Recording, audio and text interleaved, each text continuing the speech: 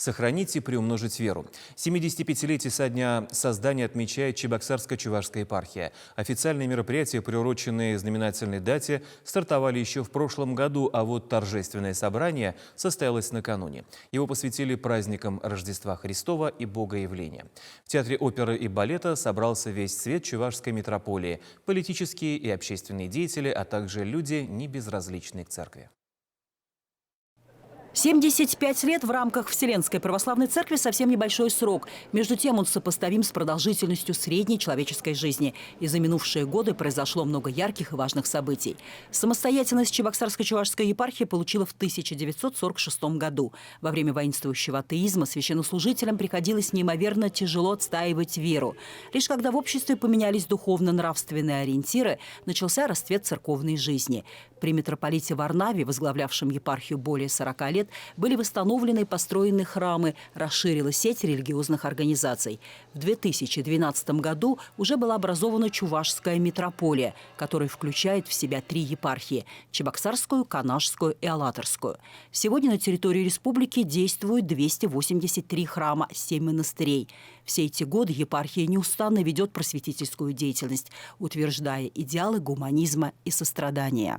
Наша главная забота – попечение о душах верующих жителей не только Чебоксар, Чувашии, не только Чувашской митрополии, но и всякого, кто обратится за помощью, за любой помощью. Конечно же, в первую очередь это и духовная поддержка, но и социальная. Об эффективном взаимодействии церкви и государства говорил глава республики Олег Николаев. Чувашская митрополия – один из важных партнеров правительства.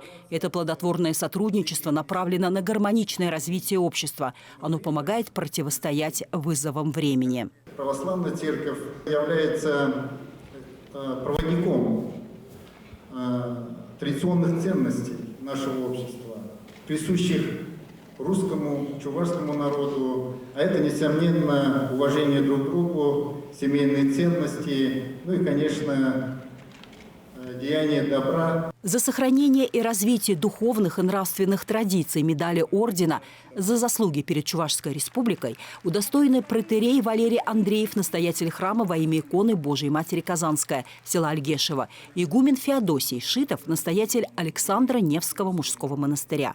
Почетной грамотой Чувашии награжден протоиерей Алексей Павлов, клирик храма Воскресения Христова, руководитель отдела по тюремному служению Чувашской митрополии. Социальное служение всегда было присуще русской православной церкви.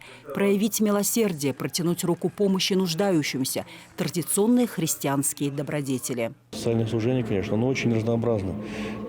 Наша задача сделать это как-то организованно, чтобы было эффективно. Может, когда разбросано, конечно, помощь получается неэффективная. Когда все организовано, люди знают, куда обратиться, знают и волонтеры, и люди знают, конечно, получается гораздо лучше. Слова признательности и благодарности за усердный труд в адрес духовенства высказали депутат Государственной Думы Анатолий Аксаков, сенатор Николай Федоров. Они также отметили высокую миссию церкви и вручили ведомственные награды. Сегодня все больше людей обращаются к Богу. Главное, чтобы в сердцах не иссякала вера и была жива любовь. Об этом духовенство прихожане молятся неустанно. Лидия Галактионова, Виктор Степанов, Вести, Чувашия.